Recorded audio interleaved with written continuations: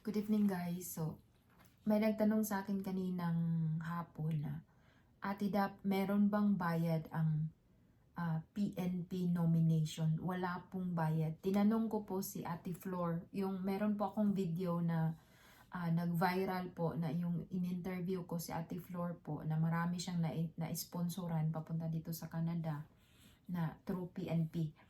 Tapos, sabi pa niya, walang bayad, but kung a-applyan ka daw niya kung mag-a-apply ka ng halimbawa si Ate Flor, nung nag-apply siya nag-nominate siya ng pamangkin niya sa province ng Alberta, kasi si Ate Flor is kasamahan ko po sa sa church na pinupuntahan ko. So si Ate Flor po marami pong question sa kanya. Una po, tiningnan daw po yung bank account niya kung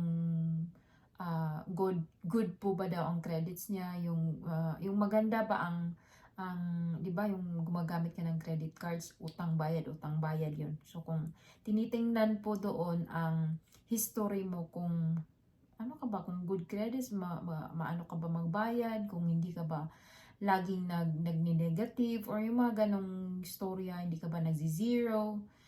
Tapos assets mo, tinanong din daw siya, kailangan ma-declare ang assets mo, kung anong meron ka, may bahay ka ba daw, may sasakyan. Tsaka nagpakita din siya ng cash na 20,000 Canadian dollars. So yun po. So yun yung mga kung ako ang magno-nominate, yun po yung titingnan sa part ko, kung kaya ko ba, afford ko ba ang mag-nominate ng someone.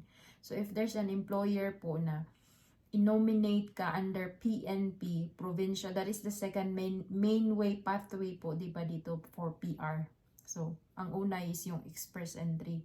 Yung express entry, may tatlo yun, di ba, yung FSW, yung CSC, Canadian Experience Class, at saka yung pangatlo, yung Federal Trades Program, FSTP, Federal Skilled Trades Program. So yung mga tiers na tier 0, 1, 2, 3, 4, 5, under po yun, doon siya sa FSW. So kung sa second main way ka naman na provincial nominee program, sa kung anong province na pwede ka i-nominate, yun po, wala po yung bayad, but the government will, yun nga po, questionin yung nagno-nominate, say for example, yung employer mo, yung mag-i-sponsor sa'yo. So yun po, na about those background, kung kaya ba niya mag-nominate ng isang foreign people, yun.